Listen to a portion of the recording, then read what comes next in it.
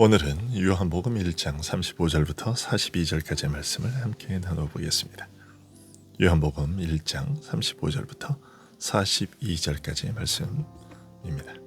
제가 봉독해 드리겠습니다.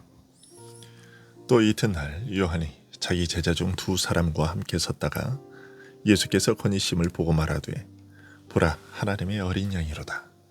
두 제자가 그의 말을 듣고 예수를 따르거늘 예수께서 돌이켜 그 따르는 것을 보시고 물어 이르시되 무엇을 구하느냐. 이르되 랍비여 어디 계시오니이까 하니 랍비는 번역하면 선생이라. 예수께서 이르시되 와서 보라. 그러므로 그들이 가서 계신 데를 보고 그날 함께 거하니 때가 10시쯤 되었더라. 요한의 말을 듣고 예수를 따르는 두 사람 중에 하나는 시몬 베드로의 형제 안드레라. 그가 먼저 자기의 형제 시몬을 찾아 말하되 우리가 메시아를 만났다 하고, 메시아는 번역하면 그리스도라. 데리고 예수께로 오니 예수께서 보시고 이르시되 네가 요한의 아들 시몬이니 장차 게바라 하리라 하시니라. 게바는 번역하면 베드로라. 아멘. 세례 요한은 자신에게 세례를 받으러 나오시는 예수님을 보고서 세상 죄를 지고 가는 하나님의 어린 양이요 성령으로 세례를 베푸실 메시아이며 하나님의 아들이라고 사람들에게 증거했습니다. 오늘 말씀은 이런 세례 요한의 증거가 사람들을 그리스도에게로 인도하게 된 예를 전하고 있습니다. 세례 요한의 증거가 바로 지금까지 그를 따르던 제자들의 마음을 깨우쳐 그들로 하여금 그리스도를 믿고 따르게 하는 것입니다. 37절에 두 제자가 그의 말을 듣고 예수를 따르거늘이라고 말하는 것과 40절에 요한의 말을 듣고 예수를 따르는 두 사람이라는 말이 이런 사실을 알려주고 있습니다. 오늘 본문은 세례 요한이 자기 제자 중 두 사람과 함께 섰다가 예수께서 거니심을 보고 말하되 보라, 하나님의 어린 양이로다 라고 말했다고 전하고 있습니다. 이 말은 예수님이 세례를 받으신 이후에도 세례 요한이 계속해서 예수님을 주의 깊게 살펴보고 있다가 자신의 제자들에게 앞서 말했던 것을 다시 한번 증거했다는 것입니다.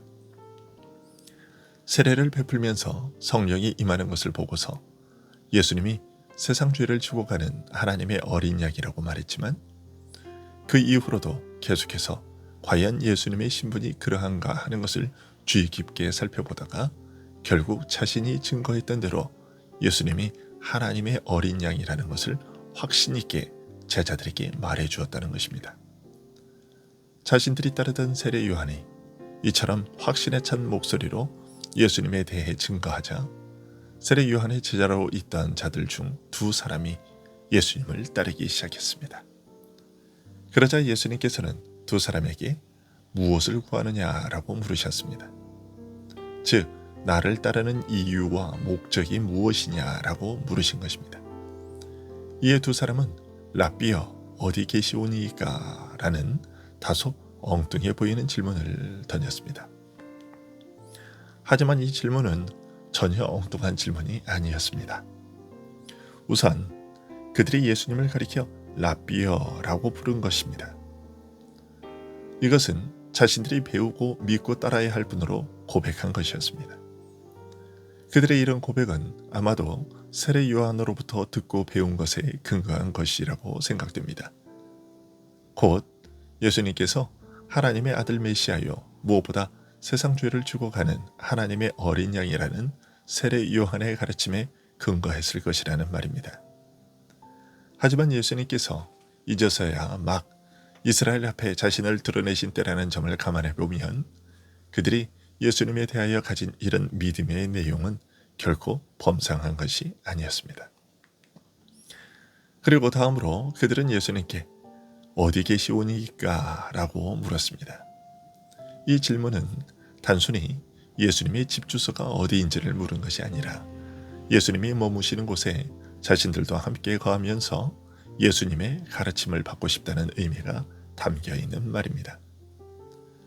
그러자 예수님은 와서 보라고 하시면서 자신이 머무시는 곳으로 그들을 인도하셨고 두 사람은 그날로부터 예수님이 거처하시는 곳에 함께 거했습니다. 그러나 이것 역시 단순히 물리적으로 같은 공간에 거했다는 말이 아니라 예수님과 함께 생활하면서 예수님으로부터 가르침을 받았다는 의미이고요. 예수님과 함께 머무는 그곳은 바로 그들이 예수님에게서 바라고 구하는 믿음과 소망이 머무는 장소가 되었음을 의미하는 말입니다. 이런 믿음과 소망에 근거한 영적 동거와 영적 동행이 주님과 함께 거처하였다라는 말의 참뜻입니다. 이런 사실을 경험하게 된 두 사람 중 하나는 안드레였는데 그는 이러한 것을 경험하고서는 자신의 형제인 베드로를 찾아가서 우리가 메시아를 만났다라고 말했습니다. 안드레의 이 말을 통해서 우리는 주님께서 그들에게 처음에 무엇을 구하느냐라고 물으셨었는데 그때 두 사람의 마음속에 간절히 바라고 구했던 소망은 바로 메시아를 만나 뵙고자 했던 것임을 알 수 있습니다. 예수님의 거처로 따라가 함께 거하면서 예수님이 메시아라는 사실을 확인하게 된 안드레는 자신의 형제인 베드로를 예수님께로 데리고 가서 예수님을 소개해 주었습니다. 말로만 예수님을 전한 것이 아니라 예수님께로 데리고 가서 직접 만나게 해 주었던 것이죠. 예나 지금이나 복음 전하는 방법은 변함이 없습니다. 먼저 예수님을 만나 뵙고 알게 된 자가 자기가 경험하고 확인한 그리스도의 은혜를 전하는 것이요. 또한 말로 전하는 것으로 그치는 것이 아니라 그를 그리스도에게로 인도하여 자신이 만나 뵈었던 그 예수님을 그 사람도 똑같이 만나 뵙게 하여 그가 경험한 은혜를 동일하게 경험하게 하는 방법입니다. 베드로는 이렇게 형제 안드레의 소개를 통해 예수님을 직접 만나 뵙게 되었는데 베드로가 이날의 만남을 통하여 그 마음에 어떤 변화를 겪게 되었는지 파악하는 것은 쉽지 않습니다. 하지만 공고한 복음서의 기록을 함께 보면 오늘 본문에서의 만남 이후에 베드로는 곧바로 예수님의 제자가 된 것이 아닙니다.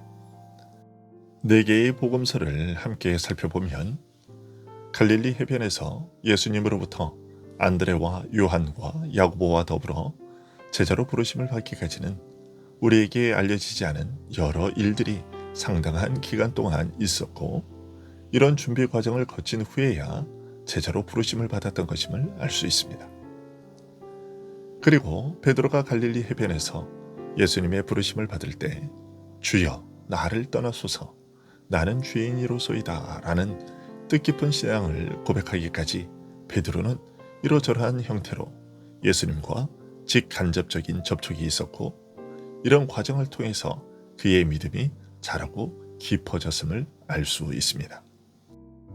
공관복음의 기록을 보면 예수님께서 사도들을 부르신 것이 마치 즉흥적으로 부르신 것처럼 생각되기 쉬운데 요한복음과 함께 찬찬히 살펴보면 오랜 준비 과정을 거치는 신중함 끝에 제자들을 부르셨던 것임을 알 수 있습니다.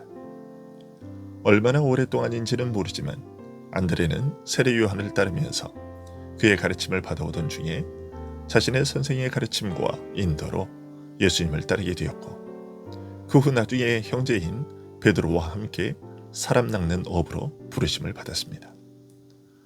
누가복음 6장 12절은 예수님께서 제자들을 선택하시기 전에 기도하시러 산으로 가서 밤이 새도록 하나님께 기도하셨다고 전하고 있습니다. 이날 베드로가 예수님을 만나 뵙고서 무엇을 경험했는지 어떤 심적 변화를 겪었는지는 알 수 없지만 예수님 편에서는 베드로에 대해 잘 알고 계셨습니다.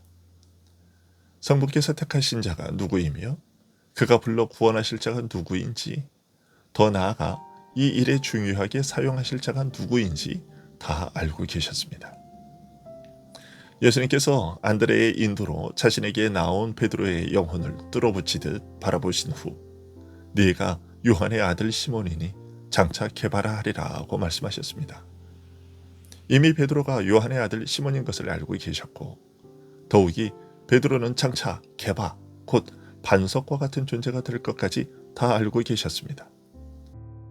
만일 안드레가 자신과 베드로의 관계를 아직 말씀드리지 않았다면 예수님께서 베드로가 요한의 아들 시몬임을 알고 계셨다는 이 사실을 굳이 오늘 본문에서 밝힌 것은 아주 특별한 의미를 갖습니다.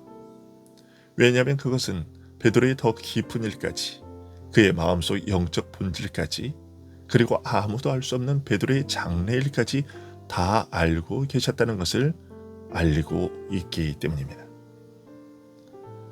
요한의 아들 시몬의 신분에서 하나님 나라의 반석과 같은 존재, 게바 또는 베드로가 될 것을 다 아시고 나중에 가이사랴 빌립보에서 그의 신앙 고백을 받으시고 선언하실 이름 베드로, 곧 반석이라는 이름을 이미 여기에서 미리 말씀하고 계시기 때문입니다. 정확하게 말하면 이때에 이미 알리신 사실이 후일에 주는 그리스도시요 살아계신 하나님의 아들이시니이다 라고 고백하는 베드로에게 확실하게 드러난 것을 보시고 다시 확인해 주신 것이라고 할 수 있겠습니다. 이런 의미에서 베드로는 예수님과의 첫 번째 만남에서 이미 특별한 부르심을 받았다고 할 수 있습니다. 하나님께서 그를 위하여 계획하시고 장차 그에게 이루실 영적 본질이 그 성숙한 모습을 드러내기도 전에 이미 사람을 낚는 어부로서의 부르심이 시작되었다고 할 수 있는 것입니다. 이런 사실은 우리에게 참으로 진한 감동으로 다가옵니다.